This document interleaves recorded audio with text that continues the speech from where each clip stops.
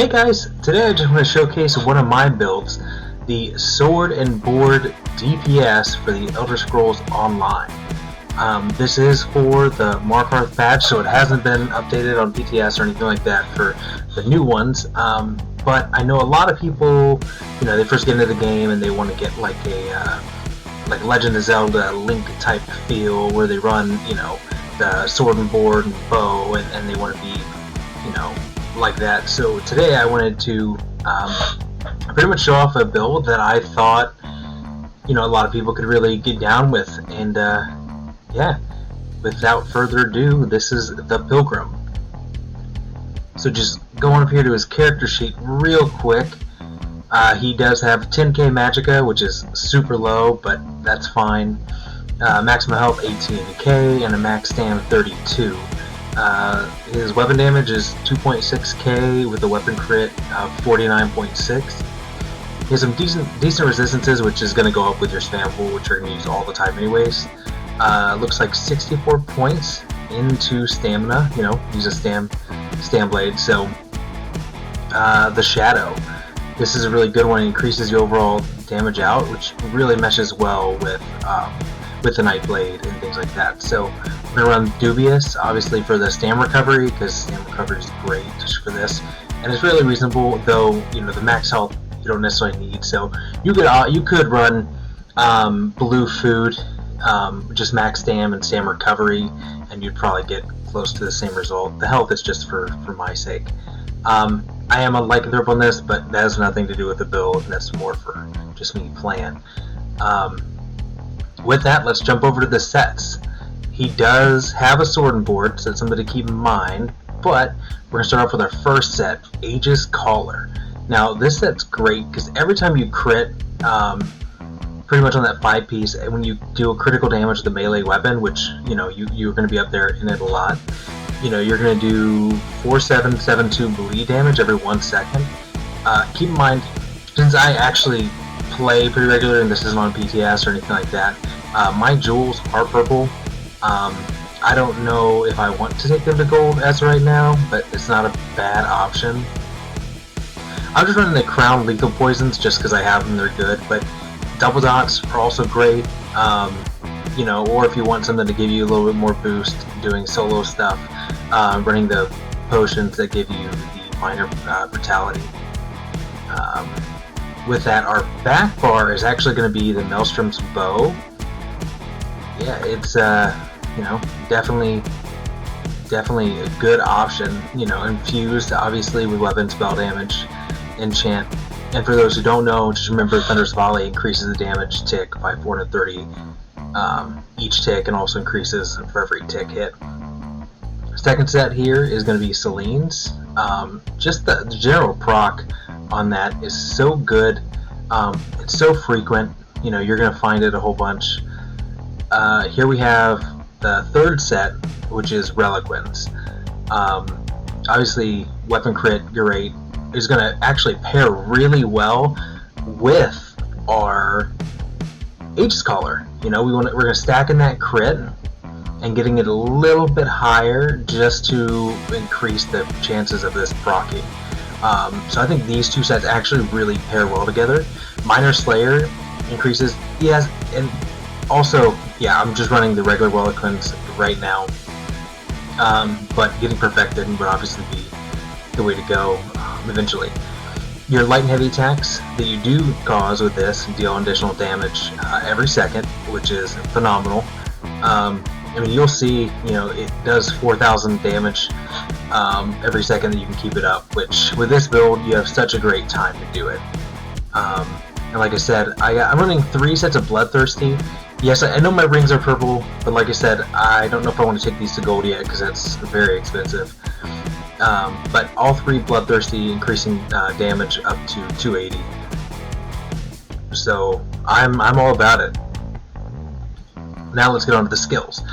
Why I chose a Nightblade. I chose a Nightblade strictly for one, I'm super comfortable with it, but the more important thing is whenever you're going in, it's spammable. The surprise attack, if you guys don't really know much about this one, what it does is I mean, it does decent damage. You know, it's going to proc for a decent amount. It's very spammable. It's the way to go. But here's the best part. Anytime you're using a surprise attack to flank the enemy, you're going to set them off balance, which, as you guys know, setting them off balance is going to allow for your champion point to proc, or your champion exploiter passive to proc. So anytime they're off balance, you're going to do additional damage, which is 100% reason why I chose to run this. Next we got Barb Trap. It's really good damage over time, plus gives you minor force, increasing your crit damage.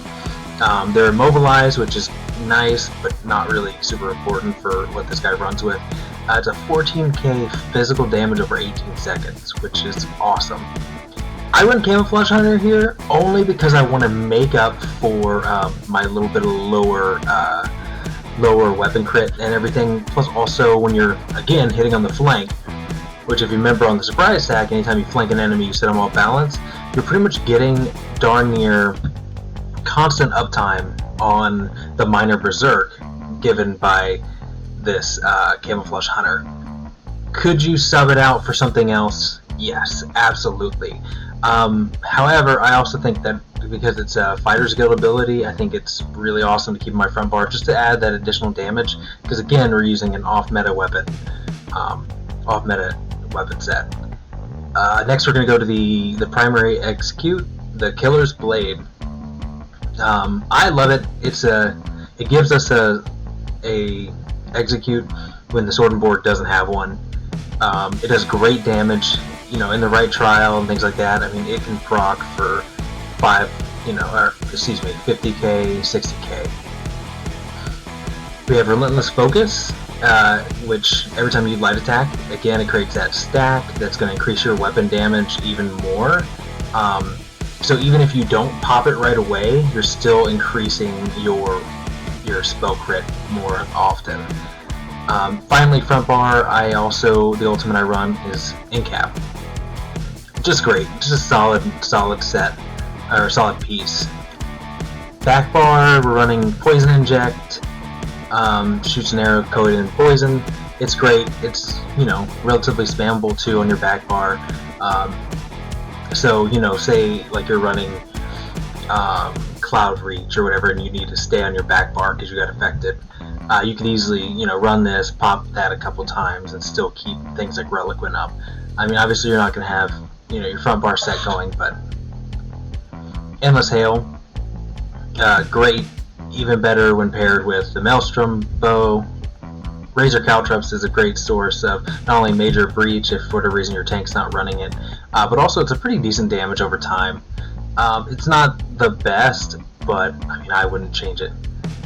Consuming Trap. This is going to be one of your primary means to obviously maintain your resources. I mean, anytime you cast it on an enemy, plus you're giving yourself an additional dot, which does, you know, 11k over 10 seconds, which is phenomenal. But also, whenever you kill the enemy, you're going to get a huge amount of resources back. Magicka, stamina, and health. Leeching Strikes, every time you hit, you're gaining health back. After 20 seconds, you're going to restore, you know, stamina, which is great. I run Toxic Barrage on the back bar, only for when if I can't get close and I want to be able to still pop an ulti on them and get a decent amount of damage going. I really like that. I really like that option, having that there. I think it's pretty good. Alright, just going into my champion points.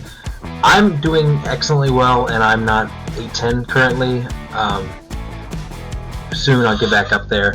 I was 810 on PlayStation before, so yeah. We're running 23 Warlord, 2 in Sprinter, Tenacity 49, Mooncalf 100, 29 Shadow Ward, 31 Tumbling, 14 Physical Weapons Expert, 51 Mastered Arms, 49 Thaumaturge, 51 Precise Strikes, 5 Piercing.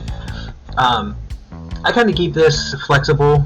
You can move some things around, put some more points of Piercing if you're trying to do a little bit more solo content, but 5 feels good to me for at least what I run this gentleman on. And again, that Exploiter passive, this thing's amazing. You're going to get it to proc so much whenever you use your spam bow. Anytime you're attacking behind, you're going to increase your damage done, set them off balance, plus even if you don't, say you change out your spam bolt for something else, like the Sigic Order.